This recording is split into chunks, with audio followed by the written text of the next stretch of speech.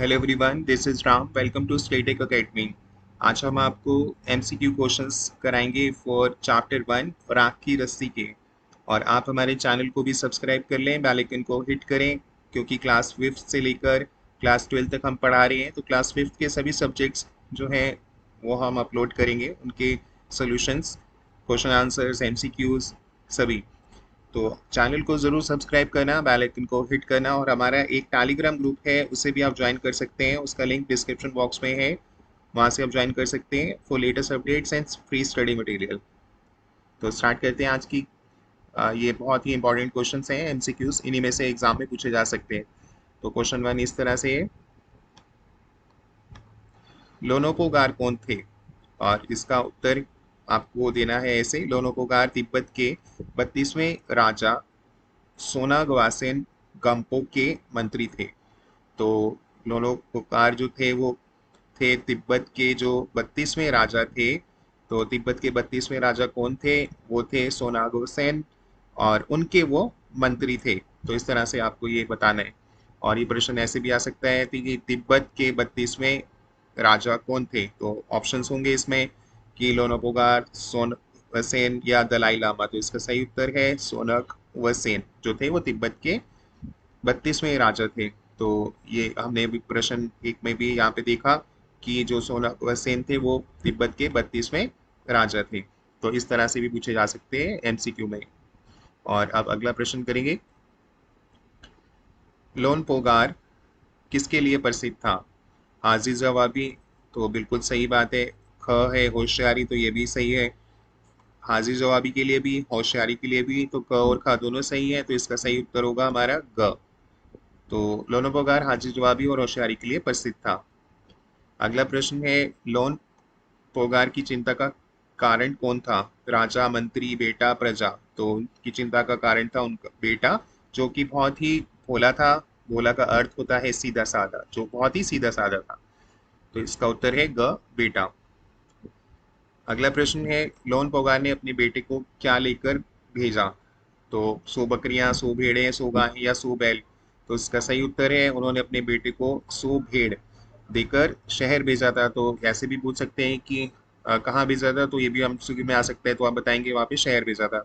क्या बात है, तुम इतने दुखी क्यों हो? यह बात किसने कही? पिताजी, मित्र, लड़की या लड़के ने? तो यह बात कही थी लड़की ने, ग। और अगला प्रश्न है, लड़की ने बदले में लोन पोगार के सामने क्या शर्त रखी?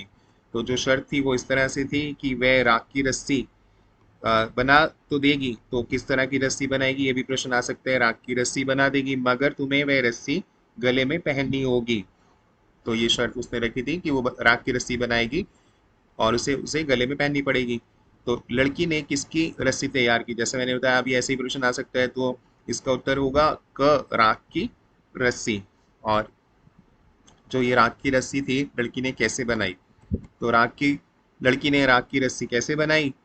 उसका उत्तर आप ऐसे देंगे कि लड़की ने 9 हाथ लंबी रस्सी ली, उसे पत्थर के सिल पर रखा। तो किस सिल पर रखा था? पत्थर के सिल, ये भी एमसीक्यू में आ सकता है। और उसे जला दिया, और राख जो रस्सी थी, ऑब्वियसली कि वो जल गई, मगर रस्सी के आकार की राख बच गई। तो इस तरह से उसने राख की रस्सी बना ली। अगला प्रश्न है, मेरा बेटा बहुत ही सीधा साधा है, किसने कहा? ये कहा लोन पोगार ने। तो सही उत्तर हमारा का ही है, ये तो सभी जानते ही हैं। लोन पोगार ने कहा तो इसी बात की तो उसको चिंता थी। भोला का क्या अर्थ है? भोला का अर्थ सीधा साधा, बेवकूफ या कुशल। तो इसका अर्थ होता है, भोला का अर्थ है सीधा साधा। और अगला प्रश्न अब करेंगे, लड़की ने भेड़ों के कटवा दिए बाल, पैर, मूछ, या इनमें से पूंछ, या इनमें से कोई नहीं। तो लड़की ने भेड़ों के कटवा दिए थे बाल। अगला प्रश्न है, लोन पोगार ने अपने बेटे की सता रही थी। लोन पोगार को अपने बेटे की सता रही थी। लोन पोगार को अपने बेटे की क्या सता रही थी? निंदा, चिंता, दोनों या कोई नहीं? तो ऑब्वियस सी बात है कि वो अपने बेटे की बहुत चिंता करता था। तो उसको उसकी चिंता ही सता रही थी, क्योंकि वो बहुत भोला, भोला का अर्थ है सीधा साधा, वो बहुत सीधा साधा था। लोन पोगार ने अपने बेटे को भेड़ लेकर कहाँ भेजा? तो जैसे अभी मैंने बात की थी कि ऐसे भी पूछा जा सकता है कि उसने 100 भेड़े लेकर कहाँ भेजा। तो बताया था आपको, इसका उत्तर है ख, शहर भेजा। गांव दुकान कर नहीं, शहर। और अगला प्रश्न, लोन पोगार ने बेटे ने अपनी आप बीती किसे सुनाई? तो जहाँ जब वो शहर गया तो उसके साथ जो हुआ तो उसने ये बात आकर सारी जो उसकी आप बीती थी किसे सुनाई थी? वो सुनाई थी अपने पिताजी को, बहन को, भाई को या माता जी को? तो वो सुनाई थी उसने अपने पिताजी को। तो क जो है इसका सही उत्तर है। अगला प्रश्न है, लड़के की मदद दोबारा किसने की? पिताजी, माताजी, भाई, लड़की ने? तो लड़के की जो मदद की थी वो की थी लड़की ने, तो ग इसका सही उत्तर है। दोबारा जो मदद की थी वो लड़की ने। मंत्री ने अपने बेटे को शहर क्यों भेजा था? वो इसलिए भेजा था कि पैसे कमाने के लिए, ताकि उसको थोड़ी सी पैसे कमाने की अकल आए, क्योंकि होशियारी उसे बिल्कुल कभी छू भी नहीं पाई थी। वहां जाके शायद वो थोड़ा जो उसका सीधापन था वो ठीक हो जाए। और अब ऐसे भी प्रश्न आ सकते हैं, नीचे कहानी में कुछ वाक्य दिए गए हैं, इन बातों को तुम किस तरह से कह सकती हो? तो ऐसे एक बात, आपको एक वाक्य दिया जाएगा, चैन से जिंदगी चल रही थी। तो इस वाक्य को आप किस तरह से कह सकते हैं? तो आप इसे ऐसे कह सकते हैं, जिंदगी आराम से कट रही थी। चैन यानी आराम। और ऐसे और भी करेंगे। अब होशियारी उसे छूकर भी नहीं गई थी। तो इसका अर्थ है, इसको आप ऐसे बोलेंगे, ऐसे लिखेंगे, वह बिल्कुल होशियार नहीं था, बिल्कुल सीधा साधा था, भोला भाला था। और इसी वजह से लोन पागर को उसकी बहुत चिंता थी। मैं इसका हल निकाल देती हूँ। तो हल यानी उपाय, तो मैं इसका उपाय बता देती हूँ। तो इस तरह से आप लिखेंगे। और अगला प्रश्न इस तरह से आ सकता है, उनकी अपनी चालाकी धरी रह गई। धरी रह गई किसी काम की नहीं आई, तो उनकी चालाकी किसी काम नहीं आई। तो इस तरह से आप देंगे। और अब अगला प्रश्न है, पक्षी। तो यहाँ पर है पक्षी, यहाँ पे देख सकते हैं नाम नहीं दिया है किसी पक्षी का, तो कौन सी संज्ञा है?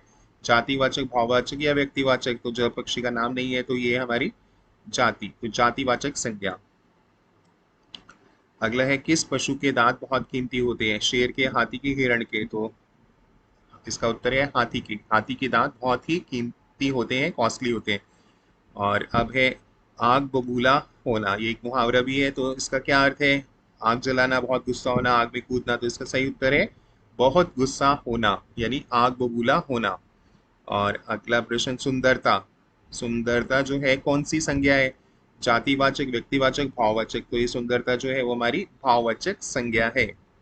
और जिसे हम फील कर सकते हैं वो हमारी भाववाचक संज्ञा होती है। अब इसका आपको बताना है, सही शब्द चुनिए। तो इसमें से मुश्किल, मुश्किल, मुश्किल। तो इसका सही जो है इसमें से वो है हमारा पहला वाला ही, मुश्किल।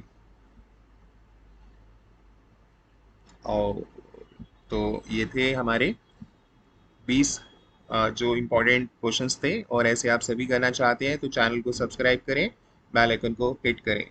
Bye and have a good day.